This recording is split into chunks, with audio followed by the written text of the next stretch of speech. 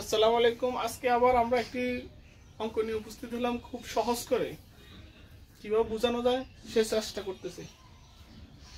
এখানে a plus b equal to √5 a minus b equal to √3, তবে a square plus b square equal to কত?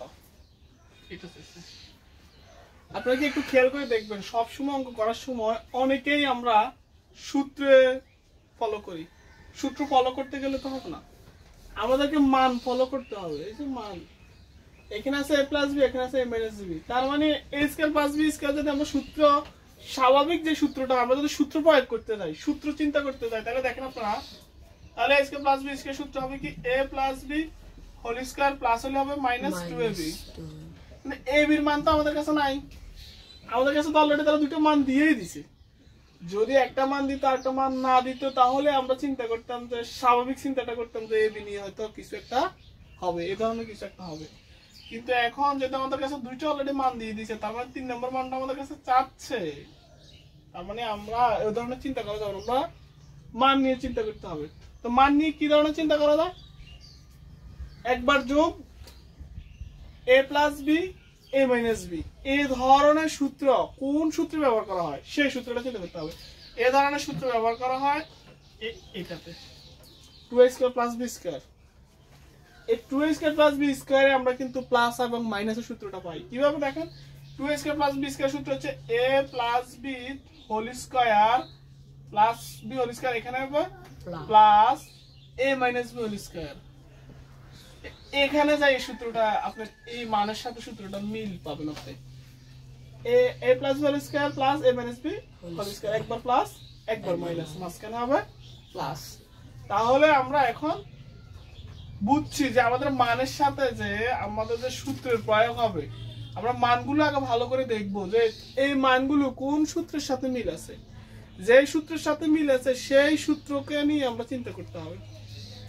তাহলে এখন দেখেন খুব সহজ হয়ে গেছে যে এখানে a square plus b square, এটার কে এইভাবে পরিপূর্ণতা দিলে তার মানগুলো মিলে।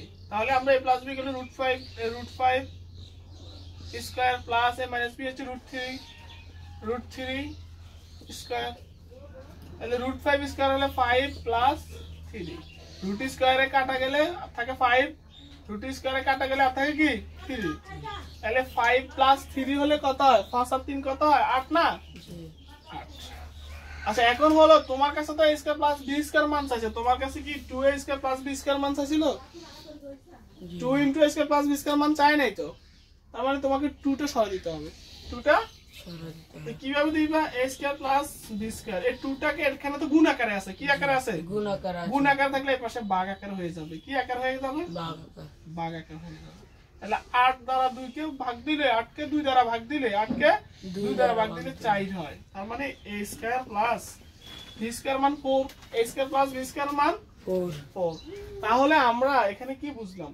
যে আমরা সবসময় মানকে চিহ্নিত করব, তারপরে সূত্র প্রয়োগ করব। তার মানে কোনো অঙ্ক করার সময় প্রথমে ওই অঙ্কের প্রশ্নটা দেখতে হবে খুব ভালোভাবে, এবং প্রথম কাজ হচ্ছে তার মানকে বিবেচনা করা। তার মান বিবেচনা করার পর তার সূত্রটার সাথে তাকে কি সামঞ্জস্যতা করা।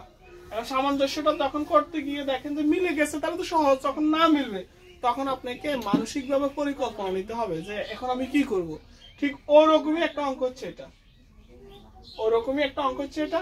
আমরা মানসিকভাবে প্রস্তুতি নিলাম যে এই মানগুলোর সাথে এই সূত্রটা মিল আছে, যার কারণে আমরা এই সূত্রটা প্রয়োগ করার পরে আমাদের এই মানটা বের করতে হবে। যার কারণে আমরা 2 কে কি করলাম, এ পাশে নিয়ে ভাগ করে 4 নিয়ে আসলাম। আমার আনসার শেষ, খুব ইজি।